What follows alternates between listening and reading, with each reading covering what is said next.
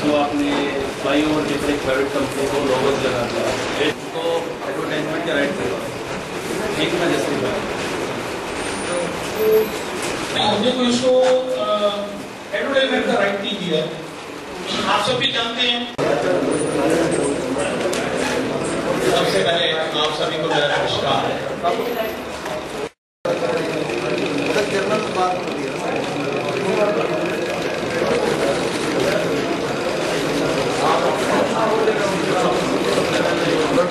हमने आरोप लगाए हैं, क्या कहना चाहिए? श्री करण दलाल जी ने करनाल विकास निधि के ऊपर मीडिया में आरोप लगाए, उलझुल आरोप लगाए कि करनाल विकास निधि के माध्यम से या करनाल विकास निधि कुछ भ्रष्टाचार कर रही है।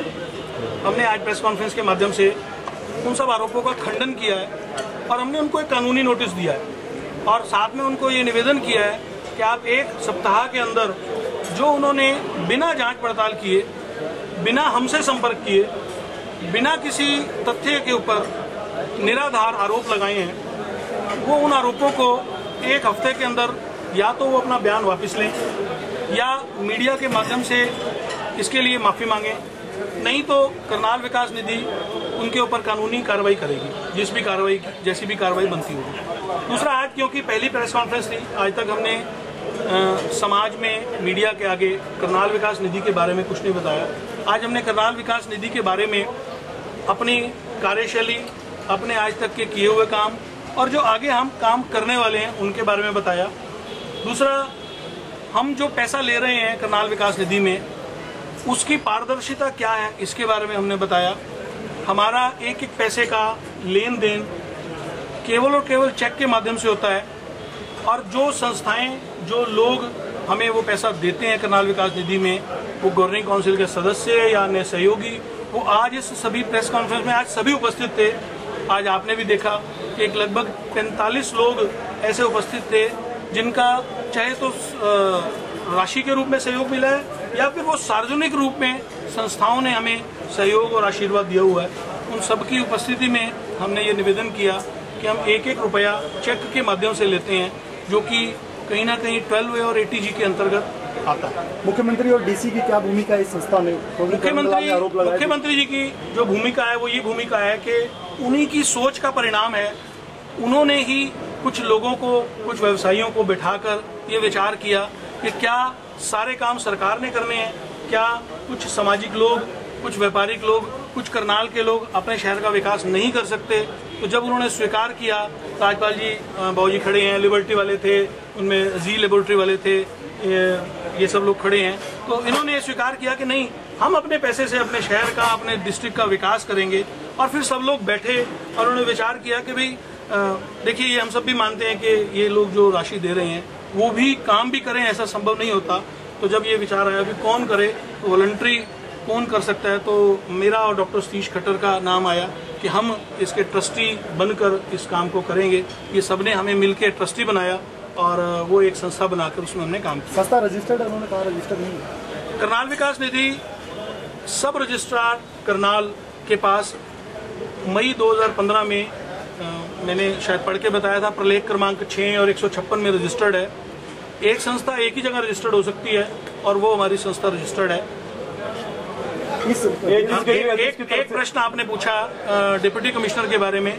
हमने अपनी पारदर्शिता को बनाए रखने के लिए और अपनी पारदर्शिता जग जाहिर करने के लिए प्रशासन का सहयोग लिया हुआ है, प्रशासन को साथ रखा हुआ है और deputy commissioner as an designation हमारे सदस्य हैं।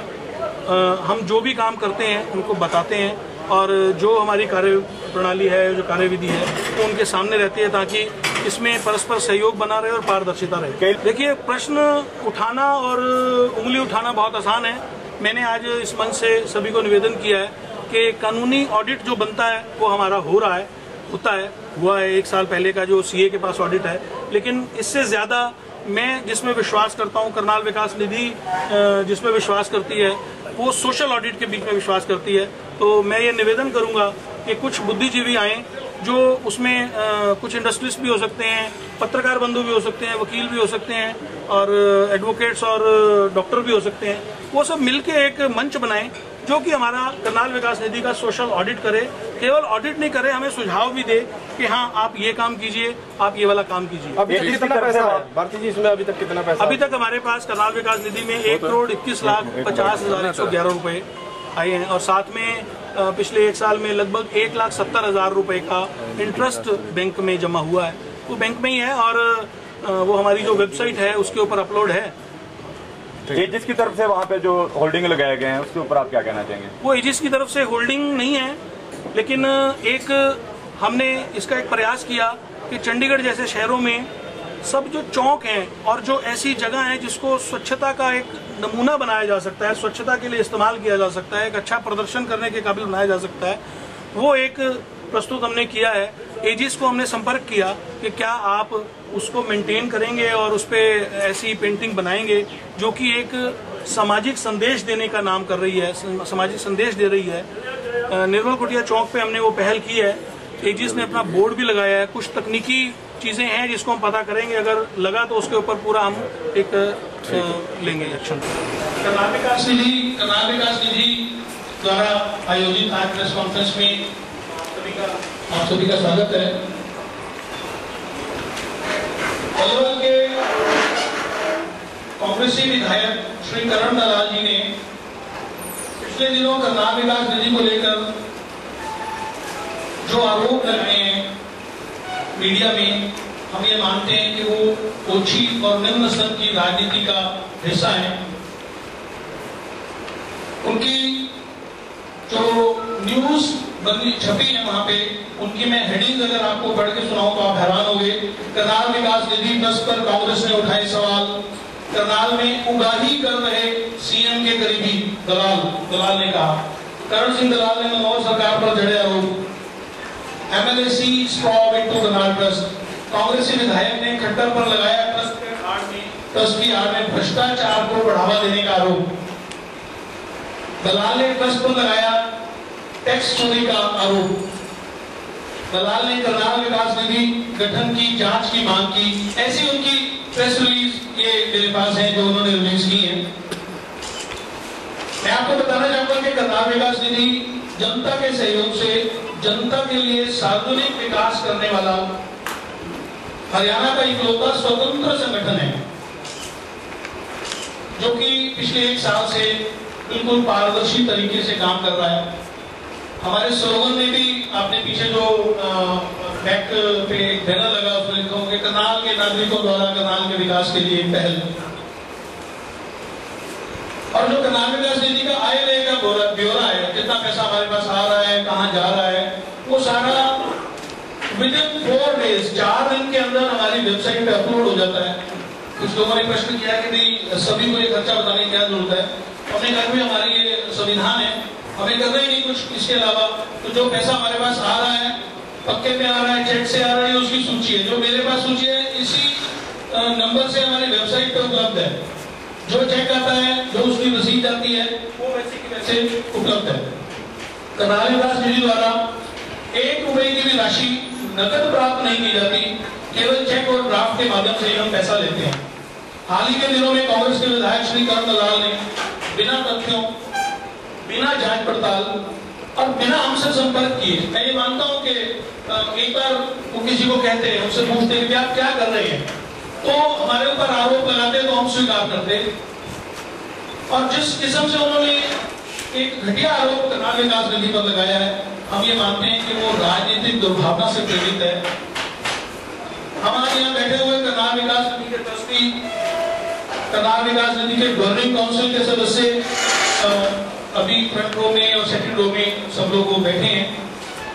हमारे अन्य जिन्होंने अपने कमाई में से हमें सहयोग दिया हुआ करनाल विकास निधि को, वो सब सदस्य और कुछ यहाँ की आज लगभग 30 या 35 सार्वजनिक संगठन जो समाज में काम करते हैं, उनके प्रतिनिधि यहाँ उपस्थित हैं। वो सब श्री करण दलाल के इस बयान की कड़े शब्दों में हम निंदा करते हैं। एक कानूनी नोटिस हमने उनको भिजवाया है, आप सबके पास उपलब्ध भी है। हम उस कानूनी नोटिस के माध्यम से उनको ये चेतावनी भी दे रहे हैं कि 1 सप्ताह के अंदर वो अपने बयान को वापस लें। अगर उनको ठीक लगे बयान वापस नहीं लेना चाहते, इसके लिए वो मीडिया के माध्यम से माफी मांगे, नहीं तो इसके बाद की जो भी कानूनी कार्रवाई बनेगी करनाल विकास निधि उसको करने के लिए बाध्य है। मित्रों, करनाल के विकास के लिए तत्पर, स्वतंत्र और पारदर्शी तरीके से कार्य कर रहे करनाल विकास निधि पर तथ्यहीन आरोप लगाना उन्हें कतई शोभा नहीं देता। और मैं ये मानता हूं कि जो उनका स्तर है वो केवल एक विधायक नहीं है, एक कांग्रेस के बड़े सम्मानित नेता हैं। इतने बड़े व्यक्ति के लिए, इतने बड़े कद के व्यक्ति के लिए ऐसी बात कहना, मैं ये मानता हूं उनको शोभा नहीं देता। उन्होंने एक आरोप लगाया कि करनाल विकास निधि कहीं रजिस्टर्ड नहीं है, जो करनाल विकास निधि पैसा ले रही है।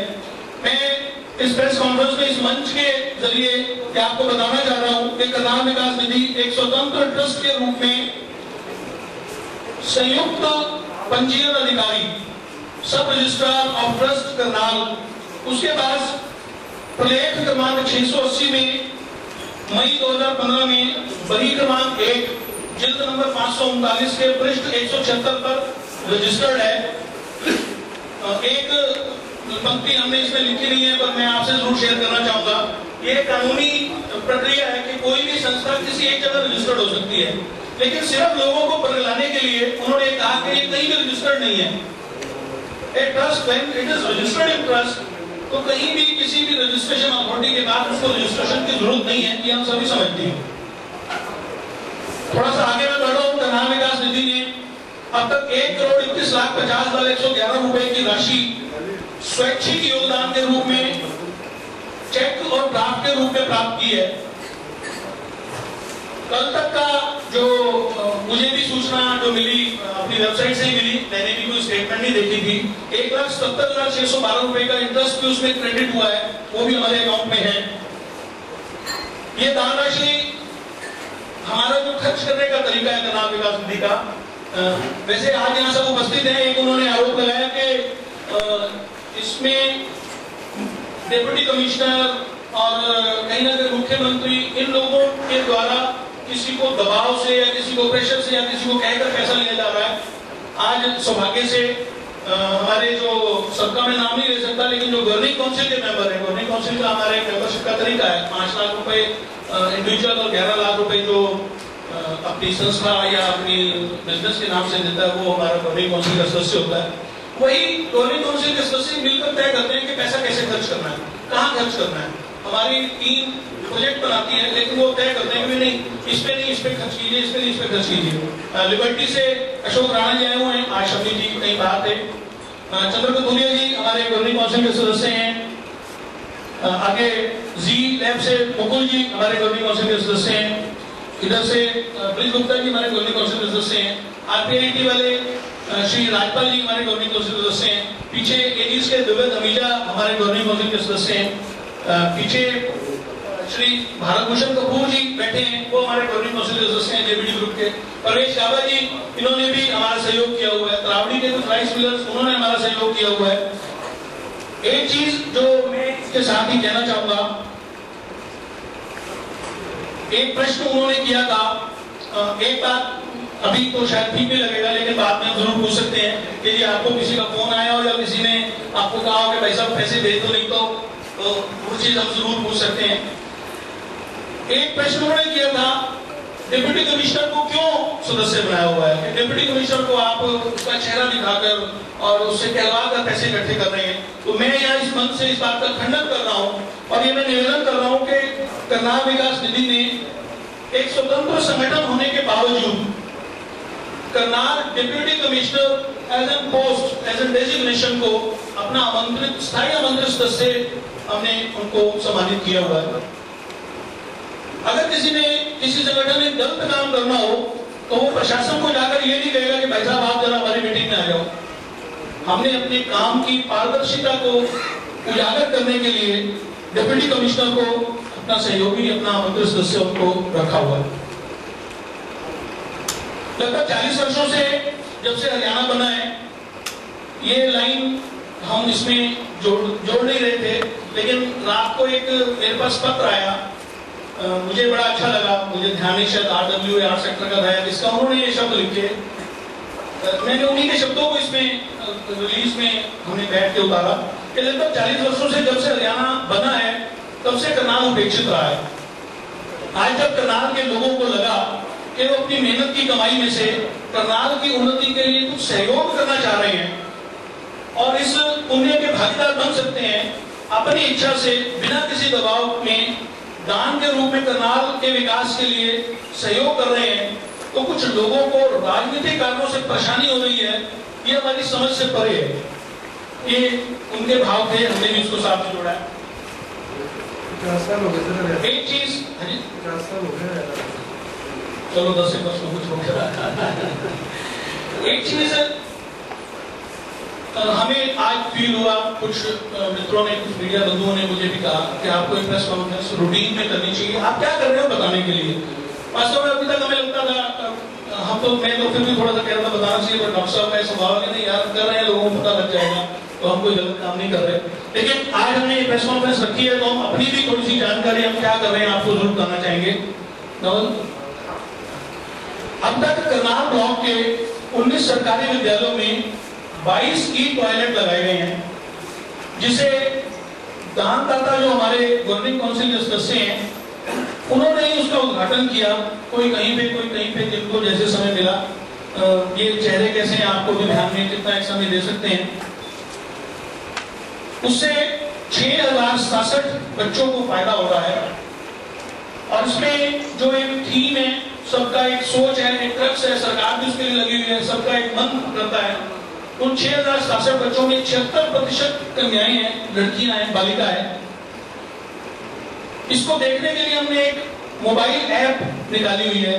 वो कोई भी अपनी मोबाइल ऐप पर ई टॉयलेट इन करनाल लाकर उसको चेक कर सकता है कि वो कितनी बार यूज हो रहा है। और इसका आप अनुमान इस चीज से लगा सकते हैं कि आज पिछले 6 या 7 महीनों में किसी भी ई टॉयलेट पर 1 रुपए का भी मेंटेनेंस का खर्चा नहीं हुआ और 93,000 बार इसका उपयोग हो चुका है। कल